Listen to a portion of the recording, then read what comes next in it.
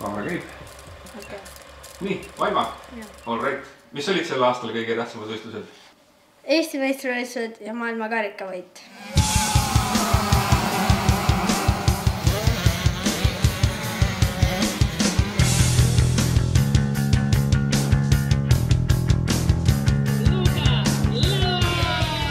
Aasta 2022 oli Lukas Leoki jaoks mitmes mõttes eriline. Esiteks jäi see viimaseks võistlushooajaks 65 kuupsentimeetriste klassis, mis ühest küljest tähendas, et viimane aeg oli tuttava tsikliga teha saavutusi, mida seni polnud veel tehtud. Teisalt tuli aga taluda enneolematut pinget. Kuna eelmine 2021. aasta oli toonud Euroopa meistritiitli, siis oli selge, et EM-sarjas olid tänavu ootused suuremad kui mullu. Nii kerkis Lukase jaoks esile uus ülesanne, kuidas tulla tiitlivõistlustel toime suurfavoriidi staatusega kaasneva pingega. Kui sa vaatad jälle, me võtame seal maailma staaregi, et need, kes on võitnud esimese MM-i tiitli, hästi vähesed suudavad kaitsta seda järgmine aasta, sest see väline surve, mis tuleb sellega peale selle tiitliga, ega see on keeruline. Aga suurvõistlusi polnud tänavu ainult üks, vaid kaks. Euroopa meistrivõistluste kõrval ka maailma karikavõistlused, Lukase jaoks uus tase ja uus konkurents.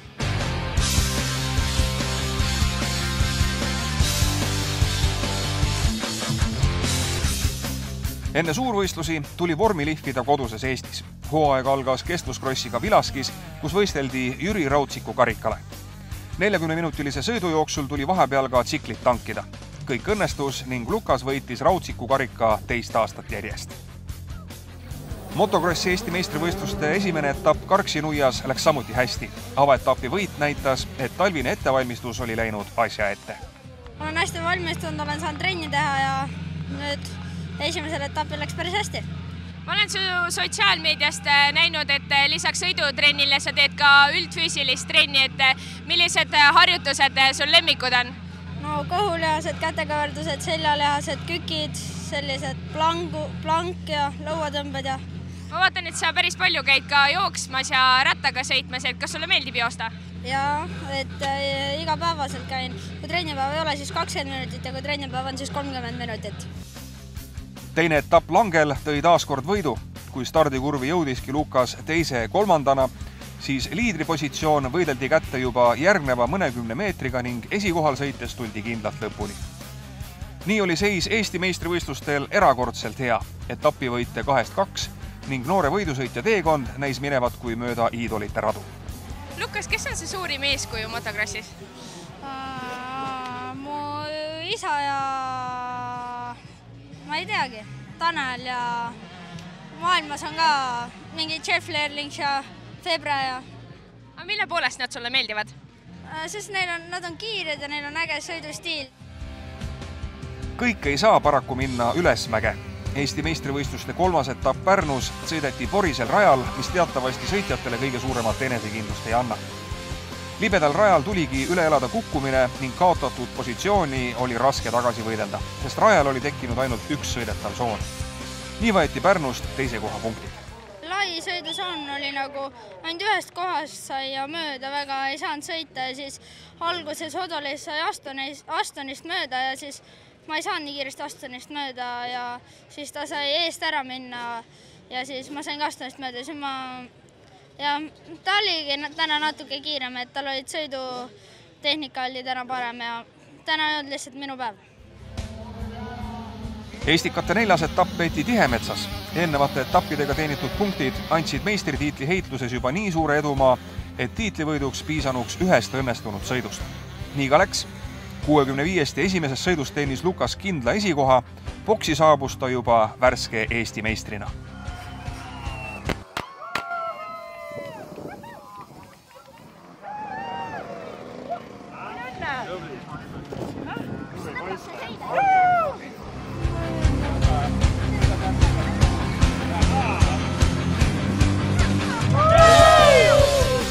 Teise starti võis Lukas seega minna Eesti meistrile spetsiaalselt disainitud kollases sõiduriietuses ning number 1 all.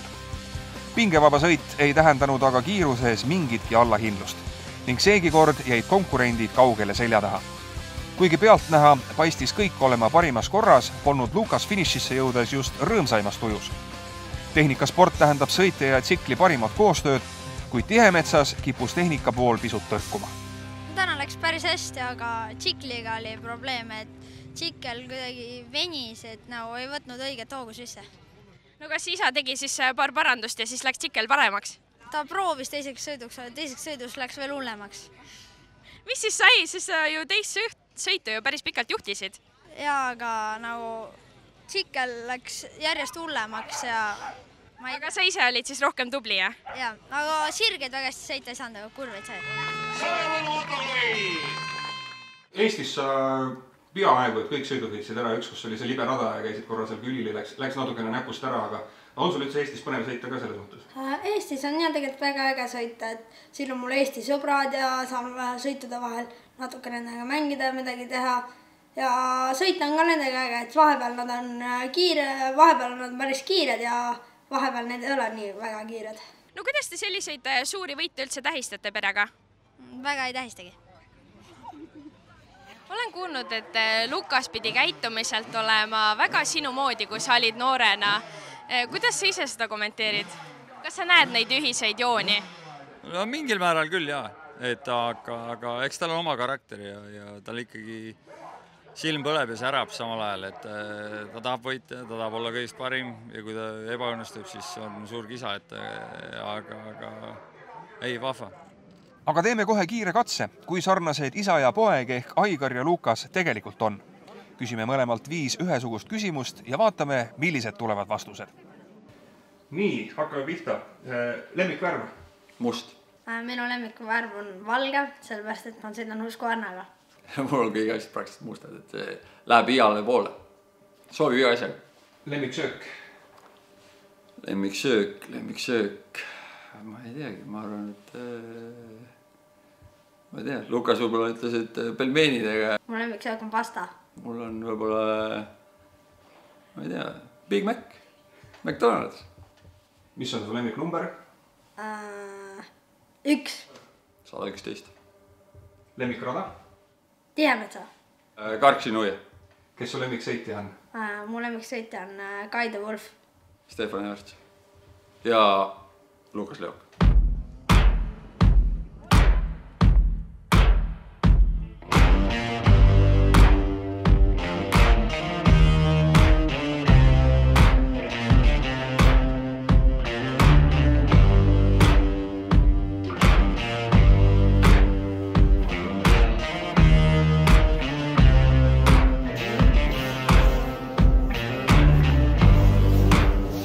Euroopa meistrivõistluste hooaeg tõi taaskord mitu põnevat võidusõitu.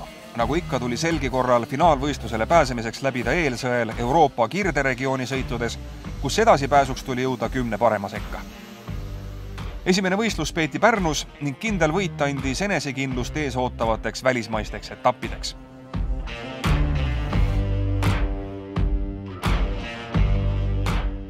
Hooaeg jätkus Leedus Šiauliai krossirajal, tuttav keskkond ja tuttav rada mõjusid hästi.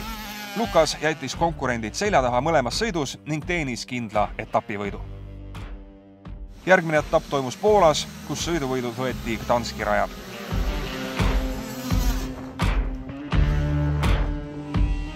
Kirderegiooni viimaseks etapiks tuli sõita Slovakkiasse. Hooaja alguses kätte saadud suurepärane hoog ei raugenud siingi. Lukas võitis etapi ja teenis Euroopa meistrivõistluste kirderegiooni esikoha täis eduga. Seega oli pääs Tšehhis peetavale finaalvõistlusele kindlalt tagatud. Lukas, sa oled viimaste nädalate jooksul päris palju ringi reisinud, käisite Leedus, Poolas, Slovakkias. Milline välismaa rada sulle kõige rohkem meeldib ja mille poolest? Mulle meeldis kõige rohkem Leedu, sellepärast et see oli kõige liivasem ja see oli kõige rohkem hüppeid ja seal oli kõige ägedam rada. Ja milline riik on sulle senimaani kõige rohkem meeldinud ja miks? Ma ei tea, mul ei olegi lemmikut riiki, et mulle meeldivad kõik, kus ma olen reisimas käinud ja ma ei tea. Kas sa kuidagi tundsid ennast sel aastal veel nagu kindlamalt ka seal Tšehhi lenksus võrreldes näiteks eelmise aastaga? Ja sellel aastal tundsin kindlamalt, sest ma käisin juba eelmine aasta Euroopakatel ja suurtematel võistlustel juba ja see aasta oli natukene kindlam juba sõita. Et oli üldse mingit närvikõdi ka või oligi juba selles mõttes, sa teadsid, rajad olid tuttavad? Rajad olid enam-vähem tuttavad aga seal Loketis ma ei olnud lihtsalt see aasta käinud, et seal ma ei teadnud, mis sees ootab. 2022. aasta esimene pool võis tõepoolest tuju mängulustiliseks muuta, kuid paraku järgnevad suurtele võitudele ja edusammudele sageli tagasilöögid.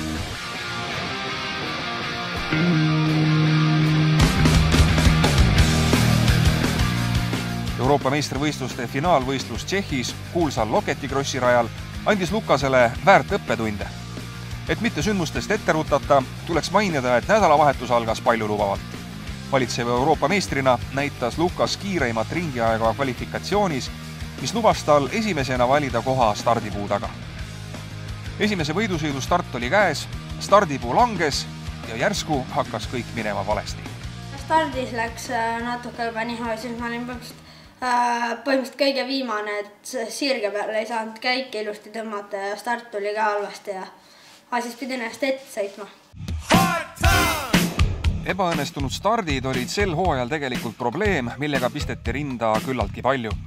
Kui minna hetkeks tagasi veel Eesti meistrivõistluste hooaega, siis hoolimata sõiduvõitudest kimbutasid stardimured ka siin. Kuidas sul sõidud läksid? Normaalselt, et stardis ei saanud nii hästi minema, aga teine sõit mul läks stardisoones, läks viltu. Hodolis sai parema stardi ja siis tal oli parem. Kuidas sa tänase päevaga rahule jääd? Väga hästi, aga pean natuke veel stardi harjutama. Kuna ma teadsin ise, et stardil on väga suur roll. Meil oli väga suur rõhk startidel, kus me harjutasime neid starte igapäevaselt ja me teadsime, et ikkagi kõige tähtsamad võistlused olid Euroopa meistrivõistluste finaal ja maailma karikata, siis seal oli metalli pealt start ja me panimegi praktiliselt iga trenn panime metalli pealt starte, aga kas nüüd metalli pealt, metallresti pealt või mulla pealt start, et need on kaks eri asja.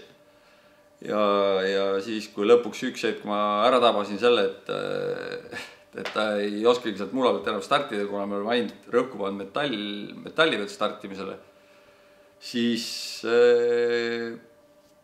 muutsime natuke seda taktikat. Räägi seda stardi asja natukene lahti, et mis seal nagu kõik klappima peab, et start õnnestuks? Klappima peaks nii, et ma istun ees, keha peaks olema ees, pea lenksu kohal ja siis, kui puu kukub, siis veel ettepoole keha ja siis võib-olla võidad isegi stardi ära. Kõlab nagu hästi lihtsalt, aga mis seal siis välja ei tule? Vahepeal nagu tšikkel tõmbab vahepeal erinevalt, siis vahepeal on erinev materjal all, vahepeal on muld, vahepeal paks liiv, siis vahepeal ei tõmbagi, vahepeal on üldse metall. Et kogu aeg need olud on tegelikult mõjuvad nii palju, jah? Tagasi Euroopa meistrivõistlustele. Ebaõnnestunud stardi tõttu sõitis Lukas alles 17. kohal, kuid esimese tagasilöögi järel tundus, et asi paraneb. Teisel ringil tõusis ta 11. ja 3. 8. möödus veel mõni ring ning kätte õnnestus võidelda 5. positsioon. Kuid siis tuli jälle tagasilöök. Jõudsin 5. kohal ja siis stardilukk kinni, pidin boksi minema. Selle sama stardinupuga, selle tootja stardinupp, mis meil oli, et meil oli eelnevalt olnud sellega probleeme. Mina teadlikult panin siis selle uue värske stardinupu selleks Loketi võistluseks külge, et seda probleemi ei tekiks.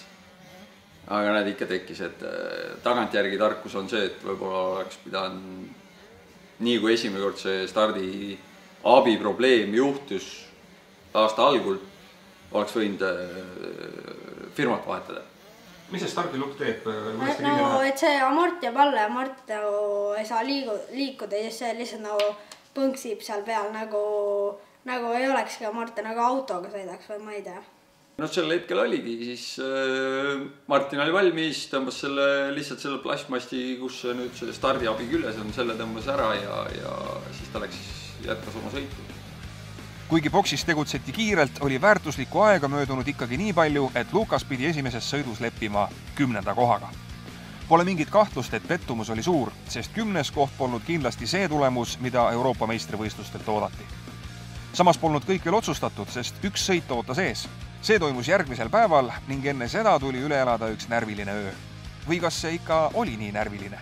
Mind ausalt öeldes üllatas see Loketi käitumine, kui tal ebaõnnestus see esimene sõit, esimene päev, et ta tuli, tal ei olnud ei mingit pisaraid, ei mingit närvitsemist. ta tuli, ta andis endast parima antud olukorras, mis oli ja kui ta auto juurde jõudis, täpselt samamoodi. Ainuke asi, mis me tegime nukid, mõtlesin, kõik on hästi tubli ja siis ainuke asi, mis ta mulle ütles, oli, et no ju jumal tahtis siis nii. Et ma ei tea, et ju siis pidi nii minema.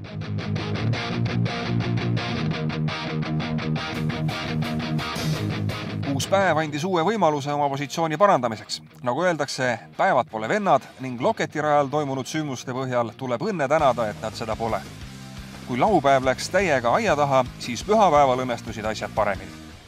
Lukase start polnud küll kõige parem, kuid avaringilt tuli ta 6. kohal ning õige pea õnnestus tõusta juba teiseks. Teisena ületati ka finišijoon, kuid etapi kokkuvõttes tuli ikkagi leppida spordimehe hingele väga valusa 4. kohaga. Euroopa meistrivõistluste medal jäi tänavu napilt püüdmata. Ainuke, mis nii-öelda siis väljaspoolt võib-olla on see, et Euroopa meistrivõistlused läksid luhta, aga tegelikult ei läinud. Et kui tagantjärgi võtta see Euroopa meistrivõistluste 4. koht, see andis Lukasele ikkagi tohutu kogemuse ja see sama, mis ta seal läbi elas, et mina näen pigem seda positiivsust sellest võistlusest. Seks oli pinge minul, oli ka temal. Kui eelmine aasta käisime Sardiinias, siis me ei osanud midagi oodata.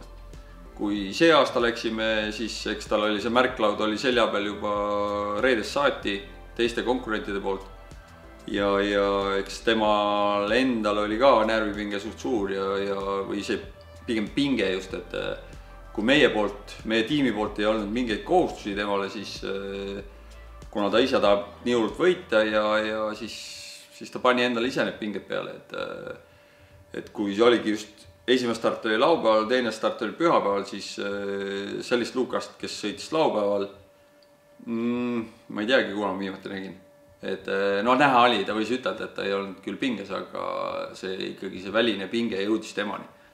Ja kui esimene päev läks natuke aia taha, siis teisel päeval me nägime seda õiget Lukast. Aga see, ma ütlen, see tulevikus tuleb kasuks just niisuguse pinge all võistlemine ja selle olukorra ohjeldamine nii-öelda.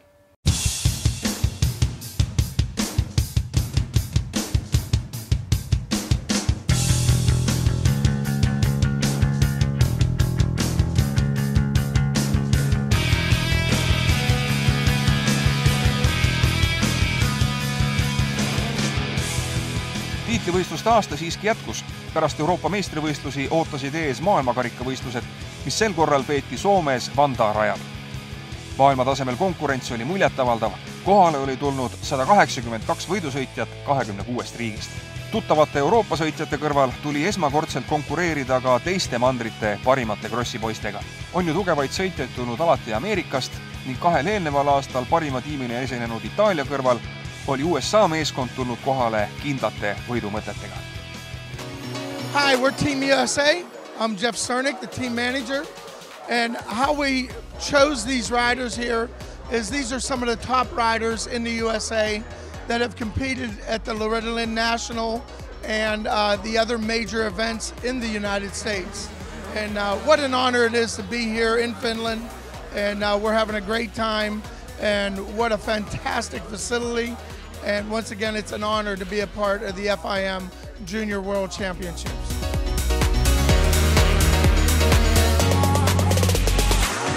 The track's pretty good. I have some good lines. The jumps are fun here. My bike's running pretty good.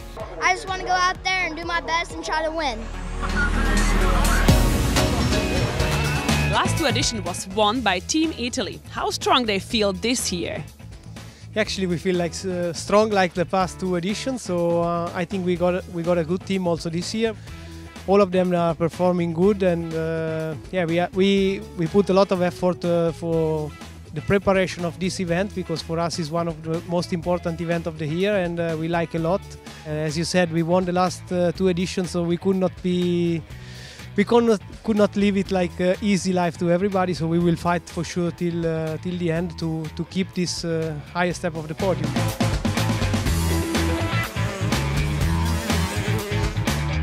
Noorte MM, millist tulemust sooviksid seal teha? Ikka tahaks võita. kuidas ameeriklased või austraallased sõidavad, oli seni veel teadmata, kuid see sai selgeks juba treeningsõitudega. Soojenduses hakkasin mingile austraallasele ette sõitma. Ei teadnudki, et need on mingi nii hullud, hakkavad gaasi keerama, siis lihtsalt ei tea ise ka, mida teevad. 65. klassis tuli konkureerida 51 võistlejaga, neist 40 pääses finaali. Sa iial ei tea, ma räägin, kui on 40 meest, 40 poissi on stardipuudega, see stardipuu kukub, sa ei tea iial, mis võib juhtuda ja tehnikasport läheb samamoodi, et kes kui kiire, kellel võib midagi juhtuda, kes tuleb üle finiši esimesena, et seda sa ei tea iial ette. Arvata võib, et Euroopa meistrivõistluste kogemus oli nii Lukasel kui ka tema isal ja treeneril Aigaril värskelt meeles. Et seekord paremini läheks, tuli midagi teha teisiti. Midagi tehtigi teisiti. Ja tagantjärgi vaadates tundus muutus olema väga lihtne, kuid mõjuv.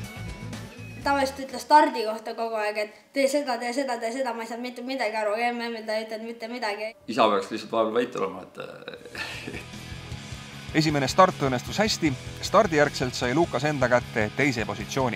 Kuid juba teises kurvis tõusis ta sõidu liidriks ning järgnevate ringidega kasvatas vahemaad lähimate jälitajatega. Esimese ringi järel oli vahe üle 10 sekundi. Nagu pildis näha, kaitsid Vanda rada suured porilombid, mis muutsid võistluse väikeste tsiklite jaoks eriti raskeks. Lukas leidis õnneks parima sõidusoone ning vahe jälitajatega aina kasvas. Sõidu lõpuks jäi teise koha poiss maha juba 33,4 sekundiga. Lukas, esimeses sõidud said stardis teisena minema, sõitsid kohe teistega suure vahe sisse. Kuidas sa nii kiire oled? Ma ei tea. Olen treeninud väga palju ja olen jooksus käinud ja tasus ära. Teises sõidus tuli hetkeks tegeleda hooaja jooksul varemgi kimbutanud probleemiga. Start ei õnnestunud just kõige paremini. Esimesel ringil oli Lukas alles 10. kohal, kuid õnneks ei kohutanud raske algust teda ära. Teise ringiga õnnestus kätte võidelda 3. positsioon ja ring hiljem tõusis ta teiseks. Alates 4. ringist sõitis Lukas juba esikohal ning sealt edasi möödus võidusõit ilma vigadeta. Nii lõpetas ta teise sõidu liidrikohal, vahe lähima rivaaliga oli 37,3 sekundit. No teisest sõidust rääkides, siis stardis sa nii hästi minema ei saanud. Peale teist-kolmandat ringi olid sõitu juhtimas. Kuidas sa oma teise sõiduga rahule jääd? Teise sõiduga jään väga hästi rahule, aga start oleks võinud parem olla. No näha on, et sa näed väga palju vaeva. Kuidas rada esimeses sõidus oli? Rada oli esimeses sõidus natuke parem, et natuke oli aukusega. Teises sõidus oli rada päris kapsas. Kuidas tsikkel töötas? Tsikkel töötas täna väga hästi. Et tsikkel oli nii hea, et ise ka ei usuna. Ja keda sa selle eest tänad? Treenerit ja mehaanikut. Emotsioonid on head, et nüüd tulevadki need rasked rahaltreeningud ja need kaklemised ja mis meil Lukasega seal ikka vaidlused ja asjad on, et see maksabki nüüd ta saab ise ka aru sellest, et miks me seda teeme. Mis peab ühel lapsel olema, et teha selliseid tulemusi, nagu Lukas praegu teeb? Tahe. Terve pakett peab olema sul perekond, vanemad vanaisad, emad, isad, venad, õed, mis iganes, et see peabki olema üks kett. Maailmakarikavõistlusele eks ikka lähed natuke rohkem ettevalmistuna ja natuke suurte pingete asjadega, aga teada on see, et ta oli 60 klassis, ta on üks ikkagi maailma parimaid. Et just nii-öelda Euroopa pinnal ta on ennast näidanud ja tõestanud nii kõvarajal, nii liivarajal praktiliselt igas olukorras. Et ta sõidab hästi, tal on antud kaasa annet. And this gold medal goes to Lukas Leok,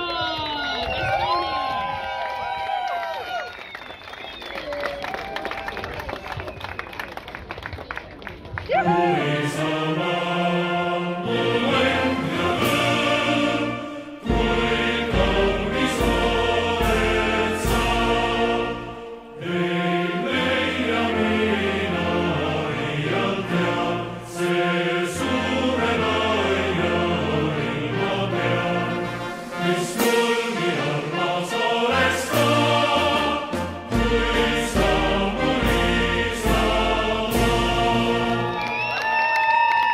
palju õnne sulle võidu puhul! Aitäh!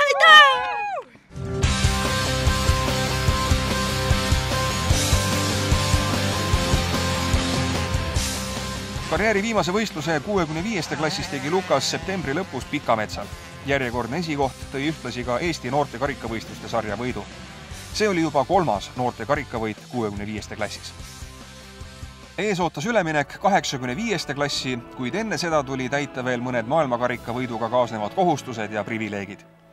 Ladies and gentlemen, please give a very warm welcome to our 65cc FIM Junior World Cup winner Lukas Leok. Üks neist viis Lukase Türki, kus pärast hooaja viimast täiskasvanute maailmameistrivõistluste etappi toimus kõikide masinaklasside maailmameistrite ja maailma karikavõitjate ühine pidulik autasustamine. Et Lukas võistleb Husqvarna tsikliga, mis on üks KTM-grupi mootorrattamarkidest, kutsuti vastne maailmakarikavõitjaga sügisel pidulikule vastuvõtule KTM-i tehases Austrias. Siin olid koos kõikide KTM-grupi tsiklimarkide sõitjad, kes tulid 2022. aastal erinevatel motoaladel maailmameistriks või maailmakarikavõitjaks. Pidulikud üritused said jätku Eesti Mootorrattaspordi Föderatsiooni hooaja lõpuüritusel Tallinnas, kus Lukas valiti aasta noorsportlaseks. Nii sai ühele poole üks särav peatükk Lukas Leoki krossisõitja karjääris. Aastad 65. klassis olid toonud meistritiitleid ja karikavõite kohalikest sarjadest, kuid nende kõrval õnnestus end parimast küljest näidata ka Euroopa ja maailma konkurentsis. 65. krooniks jäid ju 2021. aasta Euroopa meistritiitel ja 2022. aasta maailma karikavõit. Uuel hooajal võistleb Lukas 85. tsikliga, mis tähendab juba sootuks teisi kiiruseid. Esimeseks eesmärgiks uues masinaklassis on kiire kohanemine ja õppimine. Peaks olema järgmised 3 aastat. Et ma ise arvan seda, et need 80-ga, eks me sõidame temaga selle vanuse lõpuni. Kuigi saaks veel järgmine aasta sõita 60, siis minu nägemus on see, et ma paningi ta aasta varem 80-sse, et muidu on 80 aastaid ainult 2, et olekski see esimene oleks niisugune kogemuste aasta. Ja siis eks järgmise aasta lõpp läheb nagu juba vähe tõsisemaks tööks. 85 on päris suur ja juba võimsam ka. Et sellega vahepeal käib lenk siis isegi niimoodi käes juba. Tegemist on raskema mootorrattaga, kiirema mootorrattaga, võimsama mootorrattaga. Ja eks hästi tähtsal kohal nüüd ongi see, et ma ise pean täpselt samamoodi kõrvalt nägema seda, andma talle seda infot. Et millal saaks pingutada ja millal ei tohiks pingutada. Et kõige tähtsam on ikkagi puhas sõit, tehniliselt puhas sõit ja sinna edasi. Teada on, et 2023 aasta saab olema raske ja keeruline, aga seal ongi täpselt samamoodi, et töö ei käi lihtsalt järgmise aasta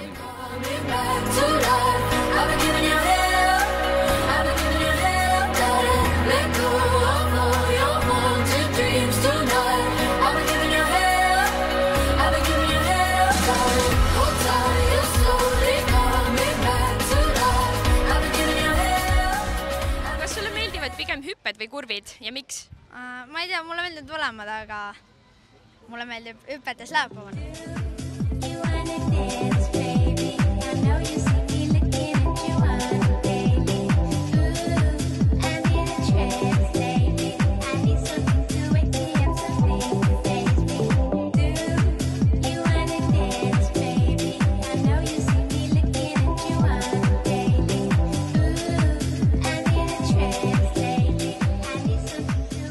Millest sa unistad seoses motocrossiga? Et maailmameistriks saada MX-GP-s ja MX2-s. Hey, look, it's never miss a Monday. Hey, look, it's never miss a Monday. Hey, look, it's never miss a Monday. Coach told me I can never miss